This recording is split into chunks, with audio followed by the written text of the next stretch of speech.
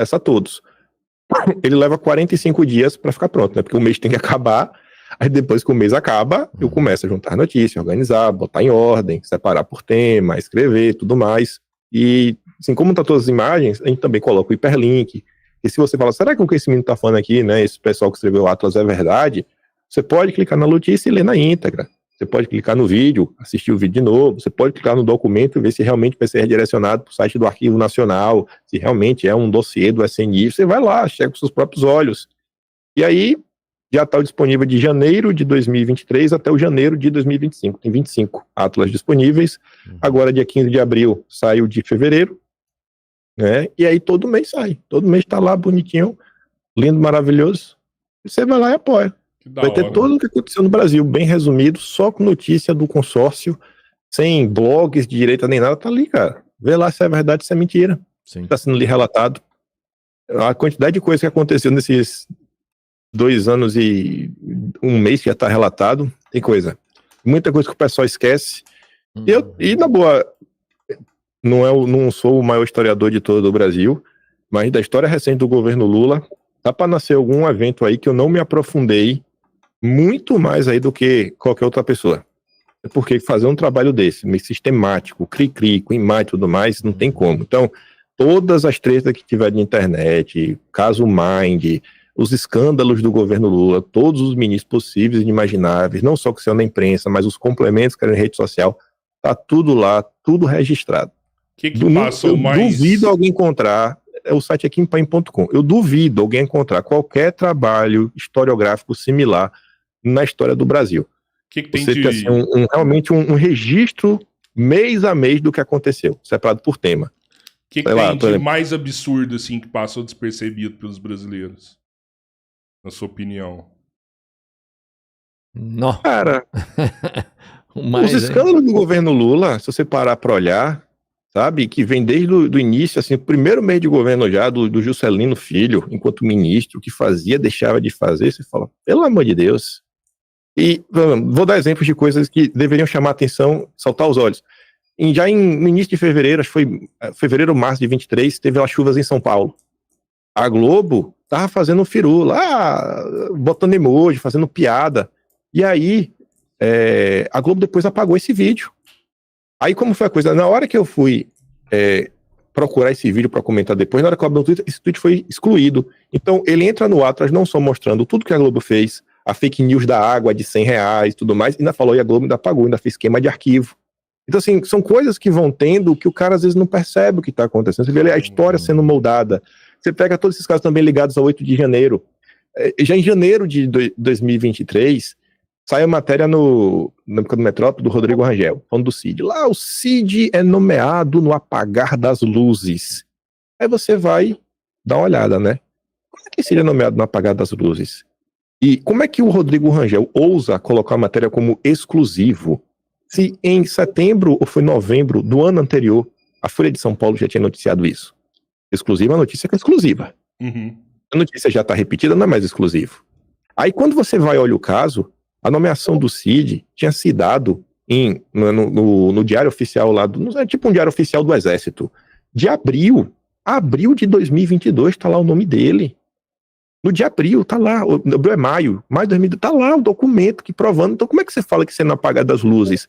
Então você começa a ver como a imprensa, ela é utilizada para criar a base, o alicerce de todo um processo aí que no final do dia vai desembocar em perseguição, para validar tudo aí que possa ser feito contra a direita, contra Bolsonaro, políticos, influenciadores, sempre vendo assim, o passo a passo, dia após dia. Aí todo o escândalo da Mai que teve na época, teve gente que viu assim, o caso principal, outra coisa, mas e os pormenores? Tem alguma relação com a política, com políticos, com o governo atual? Aí você vai esmiuçando. Aí você vê a questão do Arrozgate que teve recentemente. São casos e mais casos que foram acontecendo, assim, mês a mês. O caso da dama do tráfico, né? O que foram os ataques que a esquerda fez contra a Andresa Matais. Isso tem, sei lá, algum paralelo com coisas que aconteceram no passado. E aí, vez ou outra, eu tento até trazer histórias do passado, que eu acho que não foram contadas como deveriam ser, para os dias atuais. Esse caso da dama do tráfico, por exemplo, eu uso ele porque uma matéria da Cruzoé quer comparar esse caso ao que os bolsonaristas fazem, e em determinado momento eles falam que aceita de influenciador e tudo mais, que recebe dinheiro e verbas do governo para fazer o que quer fazer e tudo mais. Aí eu falei, vou aproveitar esse caso aqui para comentar, por exemplo, do que aconteceu em 2019, quando a Folha de São Paulo, a Patrícia Campos Melo, publica uma matéria que eu entendo a Patrícia Campos Melo publicar, eu nem vou falar, não, vou partir do princípio que ela pode estar até enganada, mas é inaceitável que o MBL, em especial Nando Moura, compre a ideia e coloquem para frente, que foi o quê? A Patrícia Campos Melo veio falando que o governo Bolsonaro colocou 1.447 anúncios no Terça Livre. Vocês estão no YouTube. Quanto é que paga 1.447 anúncios? Paga muito? Paga bilhões por 1.447 anúncios? Quanto é que tá o CPM? Isso aí, meu irmão. Quanto é que tá o CPM? Pô, Nando Moura vive de YouTube. Ele vai querer me falar que ele não sabe quanto é o valor de um CPM, né? Que eu custo por 1.000. Aí, na época, fizeram todo um rebuliço. O Felipe Moura Brasil falou que era lavagem de dinheiro. E as teses que estão aí sendo utilizadas para perseguir a direita. No final do dia, o presidente da Google na época, que é até o presidente atual, que é o Fábio Coelho, colocou lá, a Terça Livre, isso é um documento oficial do Google, os 1.447 anúncios foi R$4. Quanto? Cortou.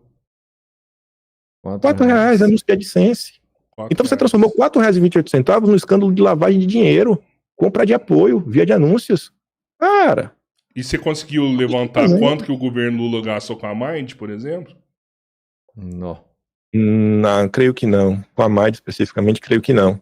Se entrar no portal da transparência, a gente não consegue pegar essas informações, assim, não acha fácil, né? Não sei se acha fácil, não sei também se teve alguém em específico, mas você vê que, por exemplo, pessoas ligadas à Mind, quando o Lula fez a reunião com os influenciadores né? Estava lá, na festa da posse, acho que tinha uma pessoa muito importante da Mind lá na festa da posse do Lula, né? Que Itamaraty não quis liberar a lista no primeiro momento, na lista de convidados, só liberou depois.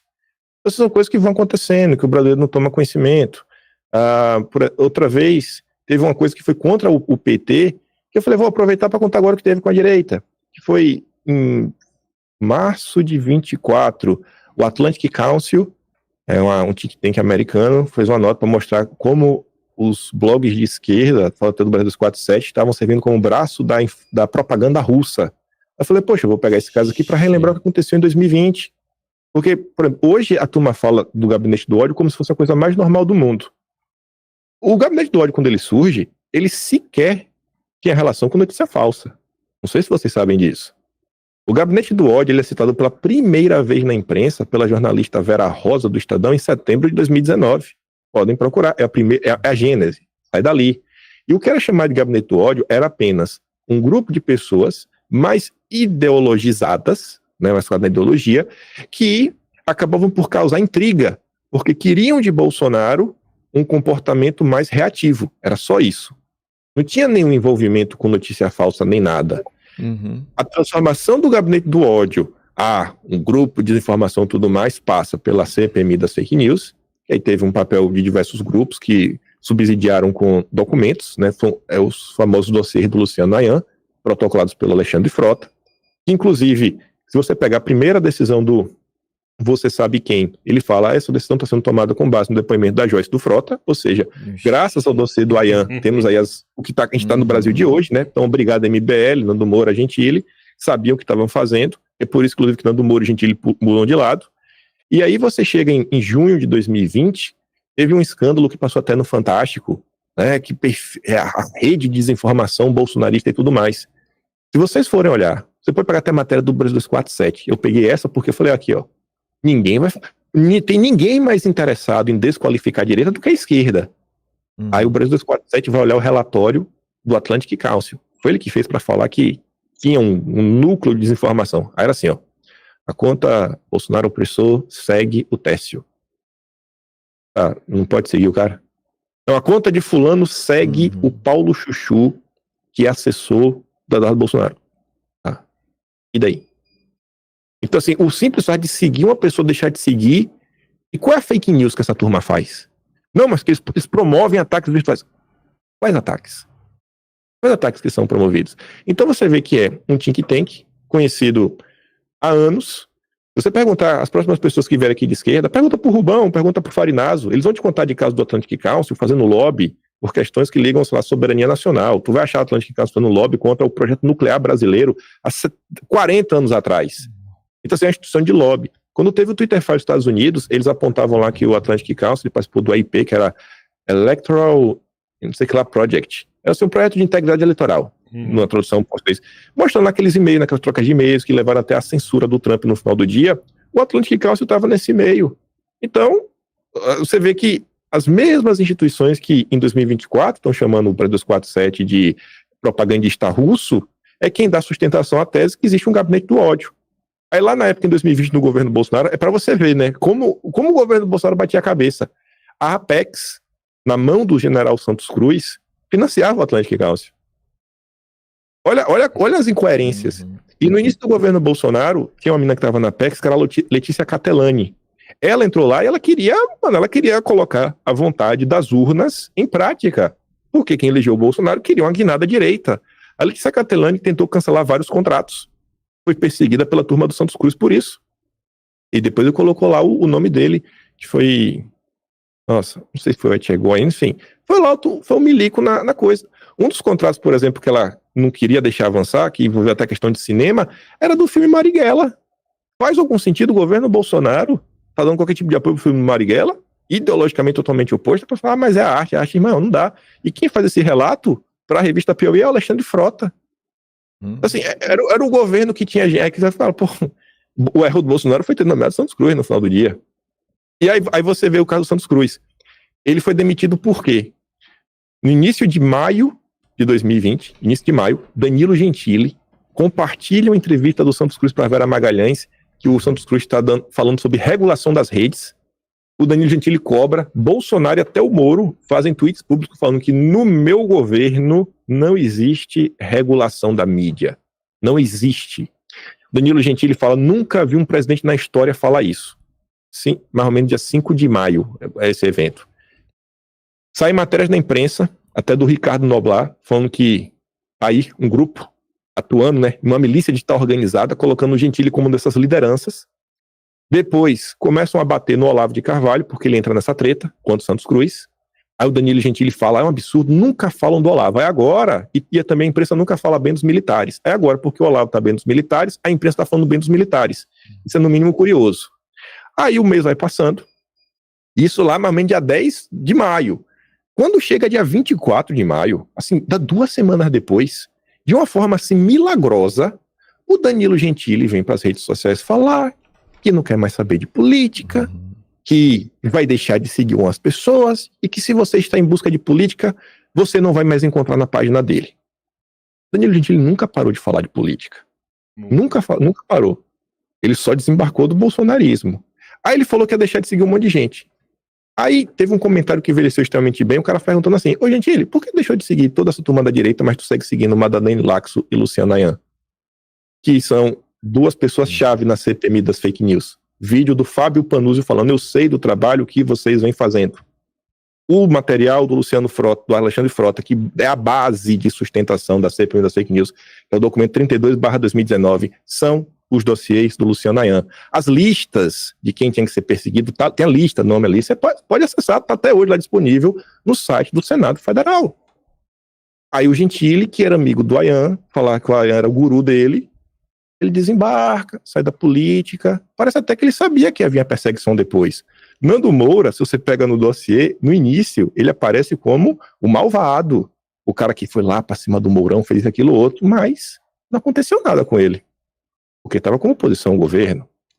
Então, quando você vai olhando assim, como é que a gente chegou até aqui, na perseguição de hoje, você vê assim, algumas figuras, sabe, que eu fico de cara, eu falo, mas rapaz, igual vocês querem pagar de inocente, pagar de louco, pagar como defensor da democracia, sendo que vocês estavam aí promovendo perseguição real contra pessoas, sabe? Assim, eu não consigo esquecer, quem apanha não esquece. Você acha que o Nando, em algum momento, o Nando vira de lado ali, pra salvar o dele. Pra salvar o dele. Sabia. Ia dar ruim pra ele, eu vou me salvar aqui e vou começar a falar mal do governo pra me salvar. Nando Moura é o 3º nome, se eu não me engano, na aba de influenciadores. Tá lá. A lista dos alvos do Ayan, Nando Moura tá lá. Na entrevista do Ayan pro Pedro Zambarda, que ele fala sobre isso, o nome do Nando Moura tá lá. E foi blindado. É no mínimo curioso. No mínimo curioso. Qual que é a relação do Luciano Ayan com a galera do MBL? Eu já vi que ele é bem próximo. É uma ligação umbilical que vinha, sei lá, desde 2015, 2016.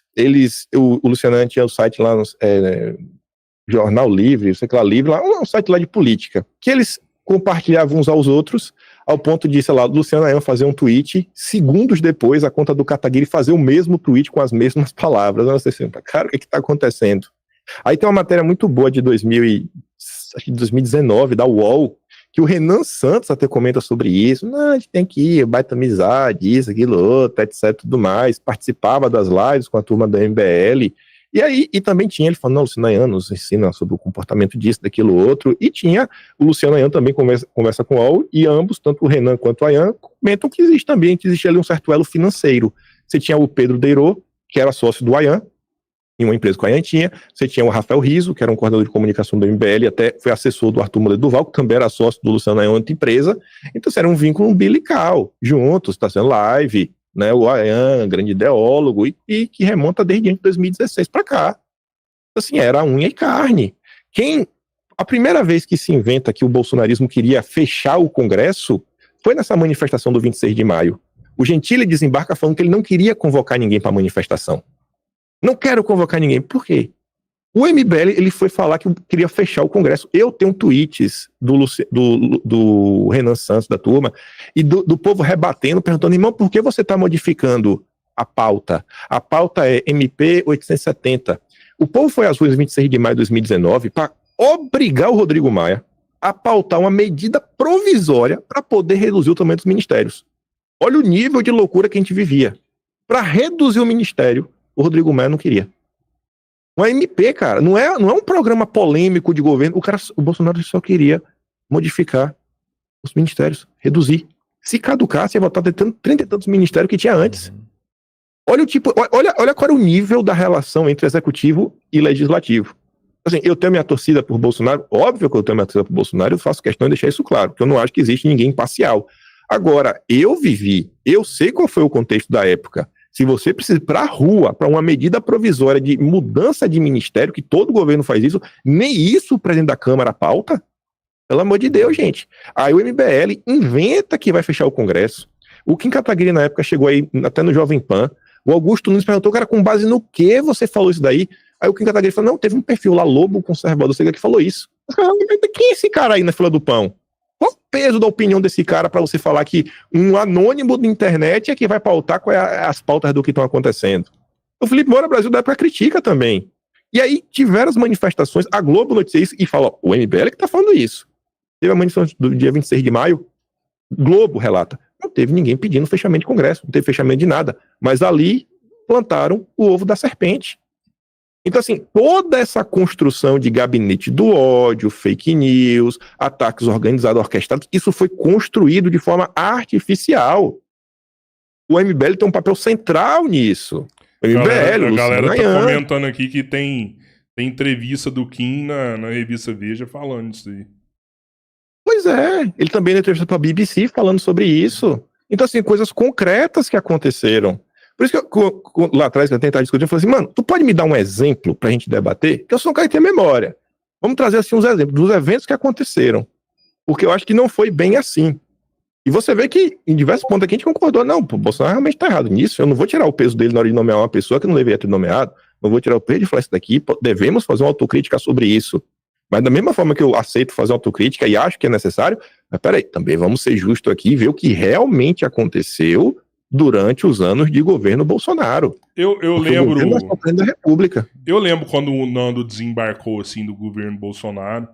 Só que você me falar isso aí me assusta um pouco, sabe? Porque as críticas do Nando na época eram bem coerentes, assim, sabe? Falando, ó, o cara nomeou Augusto Aras, teve a CPI da Lava Toga, teve juiz de garantia e tal. Vamos falar disso.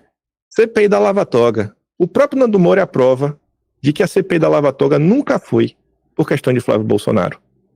Tem tweets da época. O desembarque da direita da CPI da Lava Toga se deu após um podcast entre Evandro Pontes, que o Nando Moura levou para debater, com o Fábio Rappi no canal dele, exatamente sobre a Lava Toga. Foi o Evandro Pontes que conseguiu mudar a opinião das pessoas. Foi um podcast do Evandro Pontes com o Flávio Morgenstern. Qual era a tese do Evandro Pontes? Eu acho que não é difícil de entender. Ele falava assim, a direita, ela precisa entender o que é uma CPI. Como a CPI é feita? Não é porque o nome é CPI e é CPI da Lava Toga que você vai chegar no objetivo que você quer. Uma CPI, ela segue a proporcionalidade do Senado ou da Câmara. Vamos olhar a CPI da pandemia. Quem era o presidente da CPI da pandemia? Omar Aziz. Quem era o relator? Renan Calheiros. O governo conseguiu maioria? Não. Na CPMI da fake news, o governo conseguiu maioria? Não. Por quê? Porque o governo não tinha maioria. Abrir uma CPI é você dar o poder de investigação sobre judiciário para quem estava na oposição do governo, porque iria acontecer dessa forma. Quem queria ser o presidente da CPI da Lava Toga? Randolfo Rodrigues. Evandro Pontes fala em seu podcast, se tiver a CPI da Lava Toga, uma das pessoas que serão perseguidas vai ser Ludmila Lins Grilo. O que aconteceu com Ludmila Lins Grilo ao longo dos anos? Foi expulsa da magistratura, está lá basicamente exilada nos Estados Unidos. Sim. Então, assim, esse é o problema, assim, falta uma certa politização das pessoas. As pessoas não, se tiver uma CPI da Lava Toga, vai investigar. Não, irmão, se tiver uma CPI, a Câmara ou o Senado vai botar um plenário de maneira proporcional, e eu não consigo crer que alguém neste Brasil ache que políticos do chamado centrão e da esquerda iriam apoiar os objetivos que a direita queria com a CPI da Lava Toga. Eu não acho que alguém inocente a este ponto.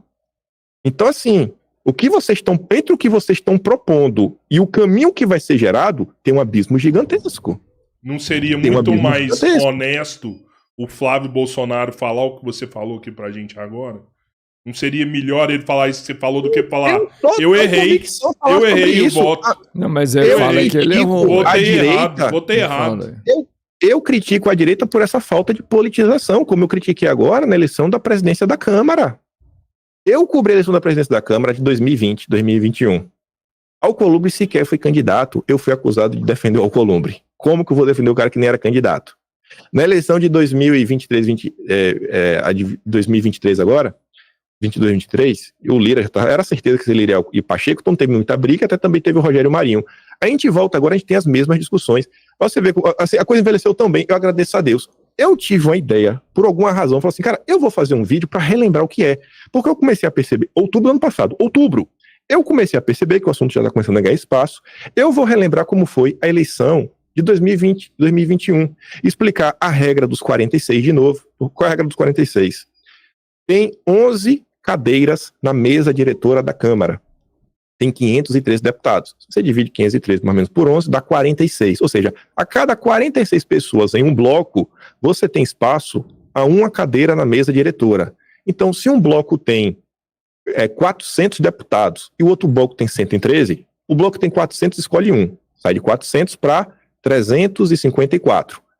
354 é maior que 100? Então tu escolhe de novo. 354 menos 46 dá 308. 308 maior que 100? Então tu vai escolhendo até o teu número ser menor do que o outro. Uhum. Então ter um bloco grande influencia em quem vai ter a presidência e os cargos na mesa. Na presidência não, a presidência é quem tinha mais votos, mas os cargos na mesa, a divisão. O tamanho de bloco ele também funciona na hora de escolher as comissões. O bloco maior vai escolher primeiro, e dentro do bloco maior, o partido que for maior. Por isso que o PL ficou com mais. Então eu expliquei isso, mostrei lá atrás, mostrei os acordos, mostrei o que os deputados do PSL precisaram fazer na época, porque o Bivar, tentando ajudar o Maia, que queria emplacar o Baleia Rossi, queria pegar todos os deputados punidos e desconsiderar eles, porque quando o partido fecha com o candidato, é o partido inteiro. Então o Bivar queria ter maioria para fechar que o PSL, e aí você conta o número cheio, estaria apoiando o Baleia Rossi. E aí no final do dia os caras conseguiu para fechar com o bloco do Lira. Os acordos que foram feitos foram cumpridos. Um dos acordos, final de 2020 já falava, a Bia Kicis queria pautar o projeto que envolvia lá mais segurança nas eleições. Foi pautado, criou uma comissão eleitoral. Mas aí, ao longo da comissão especial, tiveram forças de fora que vieram e derrotaram o projeto. Mas o acordo era colocar em prática, colocou em prática. No acordo estava a Bia Kicis assumiu a CCJ. Então ele teve uma explicação.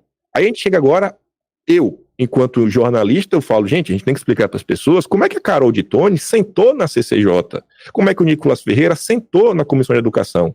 Eu fiz um tweet pro Nicolas, eu acho importante você explicar, porque o Bolsonaro tá apanhando aí, adoidado, tentando explicar para as pessoas o que está acontecendo. Explique como você conseguiu assumir a presidência da Comissão de Educação. Sabe qual foi a resposta dele para mim? Um biscoito. Te mandou um biscoito? Mandou um biscoito. Foda. Eu tento fazer minha parte. Eu defendo. O povo tem que se politizar. O povo tem que se politizar, tem que entender o que está acontecendo. Parar de achar que política é princípios e valores, melhor perder pé do que ganhar de 4, sabe? É questão de coragem. Não, gente, a coisa não é assim. Tem que entender como é que a coisa funciona. Tem que entender que a coisa funciona de verdade. Caralho, não adianta não faz sentido nenhum. Política, mas tem que entender o funcionamento dela. Não faz sentido nenhum o Nicolas te mandar uma parada dessa, velho. Pô, você tá do lado dele, cara, né? De onde que o cara tira da cabeça responder um negócio assim pra você, que tá ali pra defender o lado dele, tudo? Não faz sentido nenhum, velho. Pois é. Que loucura. Mas eu queria que o pessoal fizesse mais isso. Concordo, o Flávio Bolsonaro deveria ter feito isso mais e mais vezes, dado melhores explicações. Não faltavam comentários durante os 4 anos de governo Bolsonaro da direita perguntando se existe alguém trabalhando na SECOM. E a comissão do governo era um caos. Me diz uma treta do governo ou do Bolsonaro que a SECOM entrou em campo. Ou era o próprio Bolsonaro ou nas redes sociais. Ô Kim, e esse cordão umbilical foi rompido com o MBL?